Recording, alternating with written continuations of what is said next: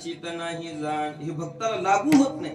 काही लोक म्हणतील महाराज कस काय संतांना भक्ताला हे लागू होत नाही. हो, कारण संतांकडे जर आम्ही पाहिलं तर आमच्यात आणि त्यांच्यात आम्हाला काही फरक दिसत. होय, देवानंद बाबाला पाहिल्यानंतर आपल्याला असं वाटत असेल आपल्यात आणि ह्यांच्यात काय फरक आहे. हो, बरोबर आहे ना, की आपल्या डोळ्याची दृष्टी अशी बनलेली, दोष आहेत आपल्या डोळ्यामध्ये, आपल्याला त्यांच्यात फरक दिसत नाही.